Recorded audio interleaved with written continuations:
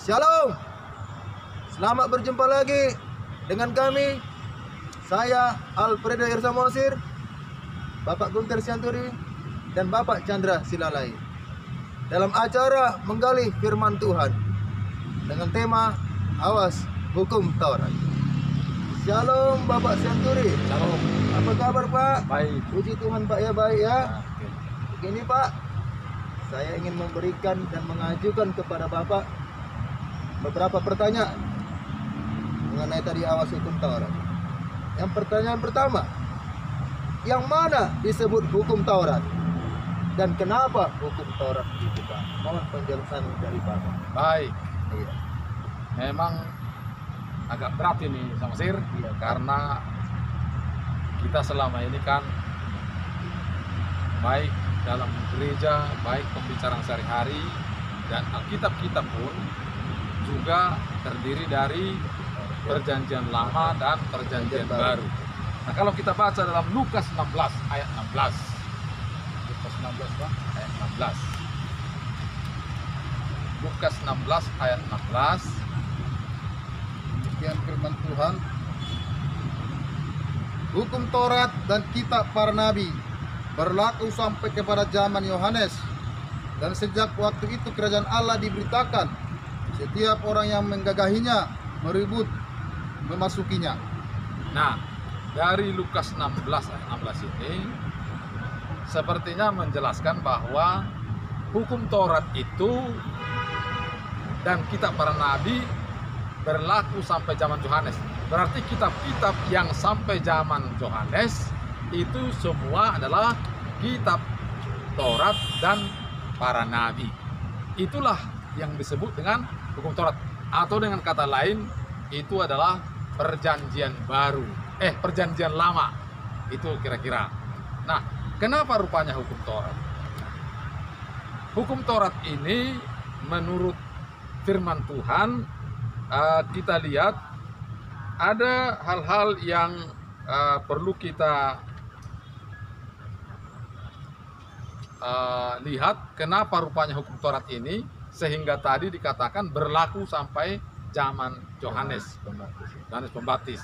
Atau di dalam Efesus pasal 2 kita baca lagi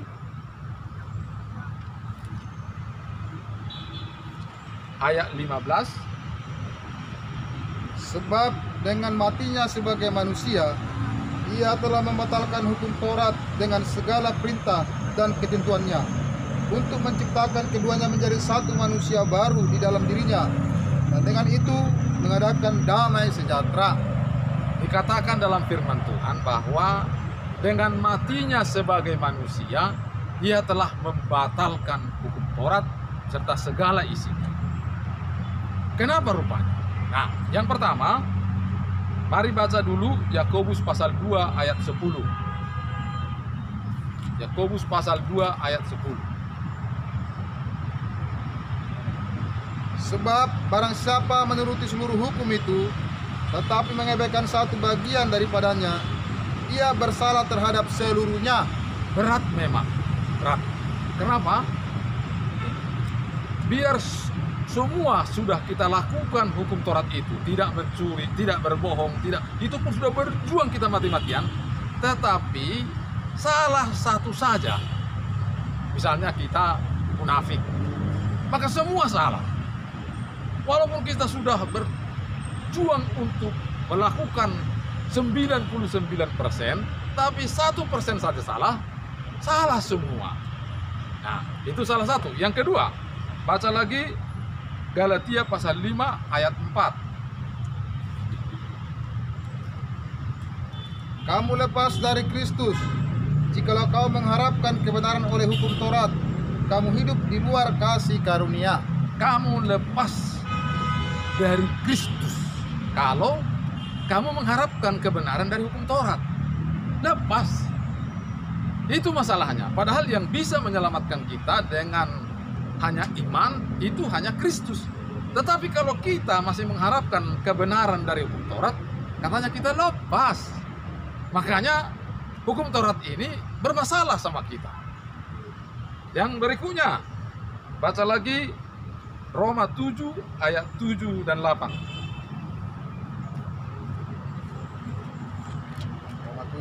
ayat 7 dan 8. Jika demikian, apakah yang hendak kita katakan? Apakah hukum Taurat itu dosa? Sekali-kali tidak. Sebaliknya, justru oleh hukum Taurat aku telah mengenal dosa, karena aku juga tidak tahu apa itu keinginan. Kalau hukum Taurat tidak mengatakan jangan mengingini, tetapi dalam perintah itu dosa mendapat kesempatan untuk membangkitkan di dalam diriku rupa-rupa keinginan, sebab tanpa hukum Taurat dosa mati. Jadi senjata hukum Taurat itu, senjata dosa adalah hukum Taurat. Dengan adanya hukum Taurat, dosa itu bergairah. Karena dengan berkata jangan membunuh, timbul dalam hatiku satu keinginan untuk membunuh. Jadi hukum Taurat itu artinya menimbulkan rupa-rupa keinginan, atau dengan kata lain merangsang berbuat dosa. Itulah hukum Taurat. Terus Roma 4 ayat 15.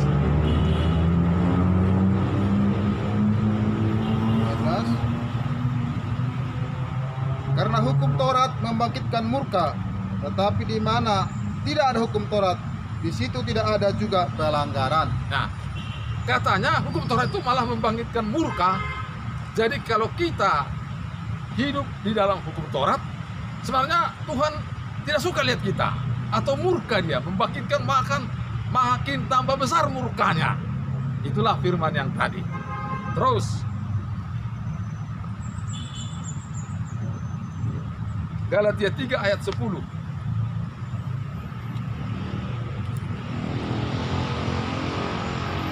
Karena semua orang yang hidup dari pekerjaan hukum Taurat berada di bawah kutuk, sebab ada tertulis, terkutuklah orang yang tidak setia melakukan segala sesuatu yang tertulis dalam kitab hukum Taurat. Nah, kalau hidup di bawah pekerjaan hukum Taurat, itu terkutuk katanya. Kita kan nggak mau terkutuk, jadi makanya dalam tadi kita awal berkata awas hukum Taurat, inilah masalahnya, sehingga kita mau sekarang berdiskusi seperti apa rupanya masalahnya dengan hukum Taurat ini.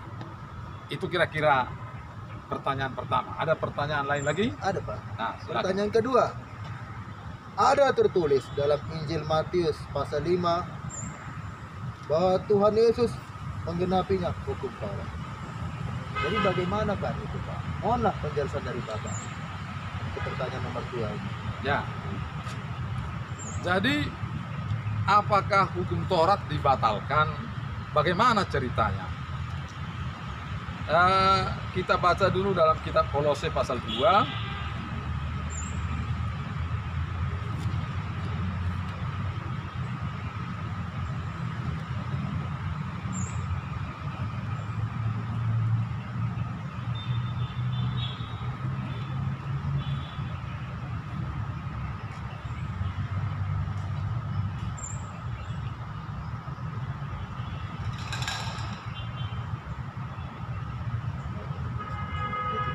Ayat 17.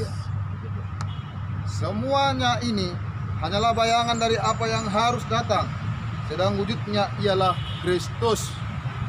Jadi kalau misalnya pertanyaan tadi apakah dibatalkan? Tidak. Memang Yesus katakan menggenapi. Jadi hukum Taurat itu digenapi dalam Yesus Kristus. Itulah yang dikatakan tadi bahwa hukum Taurat itu adalah bayangan-bayangan, sedang wujudnya ialah Yesus Kristus. Jadi hilangkah? Tidak. Cuman sistemnya sudah berubah. Contoh, bagaimanakah sistem Taurat untuk mendidik orang jadi baik? Baiknya hukum Taurat itu, tujuannya juga baik, untuk membina orang menjadi baik. Jangan mencuri. Apa itu tidak baik? Baik. Tapi Taurat mendidik orang dari luar, diancam, dan ada sanksinya. Makanya di dalam 2 Korintus pasal 3 ayat 5 dan 6, baca 2 Korintus pasal 3 ayat 5 dan 6.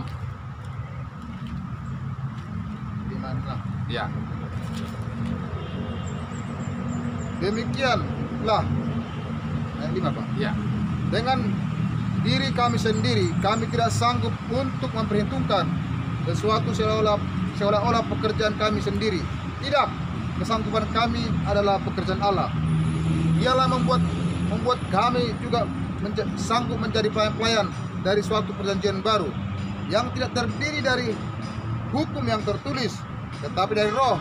Sebab hukum yang tertulis mematikan, tetapi roh menghidupkan. Jadi ada hukum yang tertulis, ada hukum yang tidak tertulis atau hukum roh.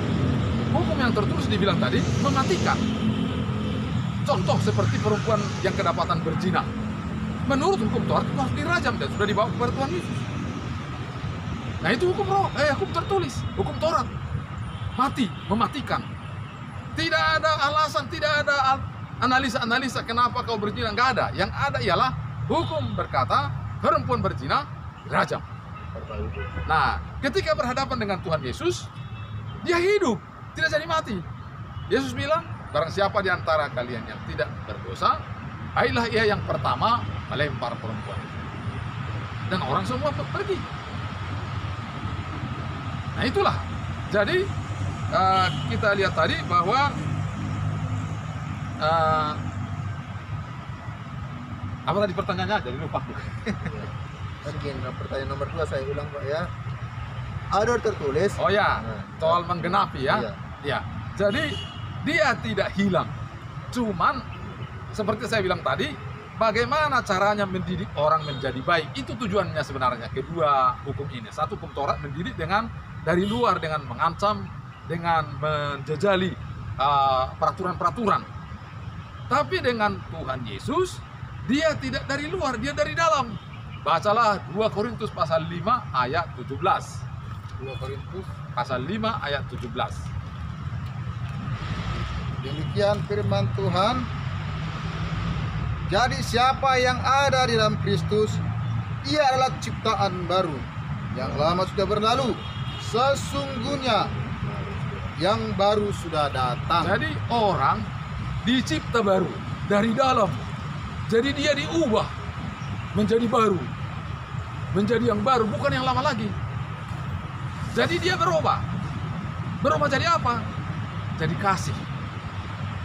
Lahir baru.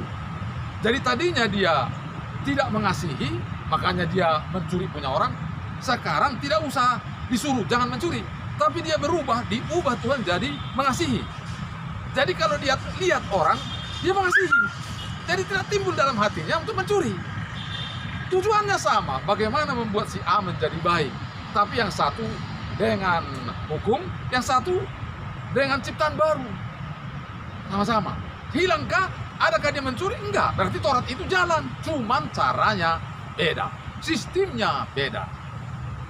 Nah, jadi kalau ditanya, adakah Tuhan Yesus membatalkan? Tidak. Dia menggenapi, betul. Sebab semuanya tetap berjalan, namun caranya berbeda. Dengan cara lahir baru duanya. Baik. Terus Pertanyaan nomor 3. Apa bahaya hukum Taurat? ya, apa bahayanya hukum Taurat? Tadi kan sudah kita bilang, bisakah orang masuk surga dengan dengan mengerjakan, dengan mengikuti hukum Taurat? Nggak bisa. Adakah orang, semualah kita, karena saking banyaknya dosa, adakah orang bisa melakukan semua itu? Nggak ada. Lalu kalau nggak ada, sedangkan menurut hukum Taurat harus bisa kudus, baru bisa masuk surga. Dengan berbuat banyak korban, nggak sanggup. Itu makanya Yesus membuat jalan baru, jalan pintas, jalan bypass, yaitu dengan percaya kepada Dia yang telah menyelesaikan dosa di kayu salib. Itulah makanya, apa tadi pertanyaan? Apa bahaya hukum Taurat? Bahayanya ialah tidak bisa masuk surga kalau lewat hukum Taurat. Apakah kalau dua-duanya dikerjakan, baik hukum Taurat maupun hukum roh? Tidak bisa juga. Karena bahwa hukum, tadi sudah bilang, kamu mengharap kebenaran dari hukum Taurat, lepas dari Kristus. Oleh karena itu, hukum Taurat itu berlaku untuk orang-orang seperti, mari kita baca 1 Timotius 1, mulai ayat 5.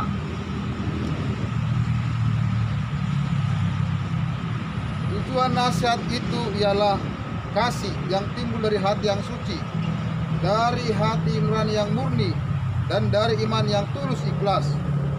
Tetapi ada orang yang tidak sampai pada tujuan itu dan yang sesat dalam omongan yang sia-sia. Mereka itu hendak menjadi pengajar hukum Taurat tanpa mengerti perkataan mereka sendiri dan pokok-pokok yang secara mutlak mereka kemukakan. Kita tahu bahwa hukum Taurat itu baik kalau tepat digunakan, yakni dengan keinsafan bahwa hukum Taurat itu bukanlah bagi orang yang benar, melainkan bagi orang durhaka dan orang lalim, bagi orang fasik dan orang berdosa, bagi orang duniawi dan yang tak beragama, bagi pembunuh bapak dan pembunuh ibu, bagi pembunuh pada umumnya, bagi orang cabul dan pemburit, bagi penculik, bagi pendusta, bagi orang makan sampah dan seterusnya, segala sesuatu yang bertentangan dengan ajaran sehat. Ya, jadi memang hukum Taurat itu masih perlu untuk siapa? Untuk mereka yang belum di dalam Yesus. Karena mereka belum lahir baru, belum dicipta baru, belum kekuatan ada. Oleh karena itu mereka harus dididik dengan Taurat. Tapi bagi orang yang sudah di dalam Yesus, dia sebenarnya sudah punya kemampuan untuk teratur sendiri tanpa diatur. Oleh karena itu bagi mereka tak perlu dibuat hukum-hukum lagi.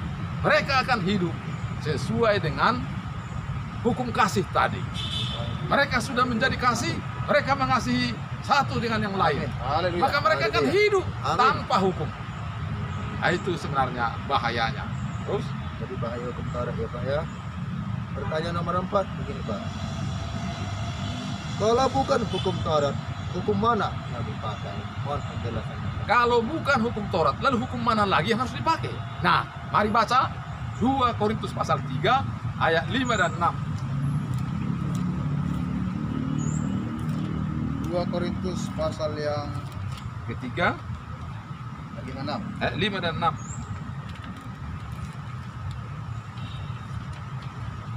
Dengan diri kami sendiri kami tidak sanggup untuk memperhitungkan sesuatu seolah-olah pekerjaan kami sendiri. Tidak, kesanggupan kami adalah pekerjaan Allah. Ialah membuat kami juga sanggup menjadi pelayan-pelayan dari suatu perjanjian baru yang tidak terdiri dari hukum yang tertulis, tetapi dari roh. Sebab hukum yang tertulis mematikan, tapi roh menghidupkan. Jadi ada hukum roh, ada hukum Taurat tadi. Nah, ada hukum roh, ada hukum Taurat. Berarti yang sekarang hukum roh dinamis. Coba bayangkan, ketika ada seorang yang bekerja pada hari Sabat, lalu orang Farisi berkata bahwa ini harus dirajam karena melanggar hukum Taurat. Lalu Yesus bilang, kalau ada anakmu yang jatuh ke dalam paret pada hari Sabat, apa tidak kau tolong? Atau lembumu hidup kan? Tidak jadi mati. Jadi hukum roh itu dinamis. Tujuannya sebenarnya manusia itu tenteram, cuman caranya berbeda. Ada yang dengan dia diubah langsung, ada yang dengan diatur, seperti peraturan-peraturan negara ini. Jadi kalau ditanya, apa tadi pertanyaannya? Hukum kalau bukan Hukum manakah? Hukum manakah ini Pak? Sekarang hukum yang dipakai ialah hukum roh. Nah, apa itu hukum roh? Mari kita baca lagi Roma pasal 6. Roma pasal 7 ayat 6. Tetapi sekarang kita telah dibebaskan dari hukum Taurat, sebab kita telah mati bagi Dia yang mengurung kita, sehingga kita sekarang melayani dalam keadaan baru menurut roh dan bukan dalam keadaan lama menurut buruk hukum Taurat. Ya, jadi kita sekarang melayani dalam bentuk yang baru. Pelayanan dalam Kristus itu adalah pelayanan yang baru, yaitu di dalam roh. Kalau kita berkata pelayanan yang baru itu, contoh-contohnya apa? Ada hukum yang mengatakan, seperti yang kau kehendaki orang perbuat padamu, perbuatlah kepadanya. Tidak usah ada hukum. Hanya dengan mengetahui, aku suka orang lain berbuat seperti begini, itu aku berbuat. Segala sesuatu diperbolehkan, tapi bukan segala sesuatu berguna. Segala sesuatu diperbolehkan, tapi bukan sesuatu membangun. Itu dalam 2 Korintus pasal 1 Korintus pasal 10 ayat 23. Jadi hukum-hukum seperti itu dinamis. Dalam Roma pasal 14 ayatnya saya lupa, dikatakan di sana bahwa bagi orang yang menganggap sesuatu itu najis, bagi dialah itu najis. Jadi tidak ada pertengkaran. Ya, ada orang yang menganggap itu tidak najis, ya bagi dia tidak najis. Ngapain kita persoalkan? Jadi damai. Jadi bukan hurufiahnya lagi salah ini salah itu, tapi yang membangun dan yang berguna kita cari semua. Nah, pasal lagi Roma pasal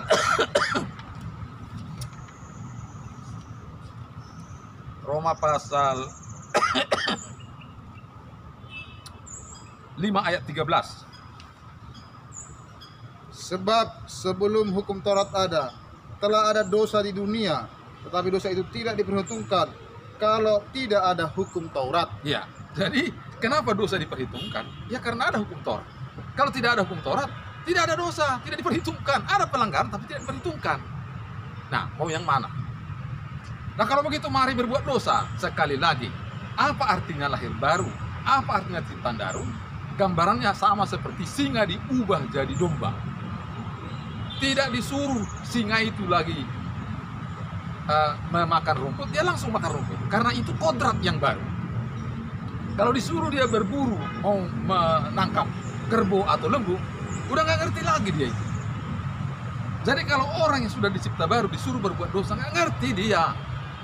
Nggak ngerti. Yang dia tahu ialah mengasihi. Nah, itu kira-kira jawabannya. Ada lagi? Habis? Lagi habis, Pak. Ya. Demikianlah pemirsa acara firman Tuhan ini.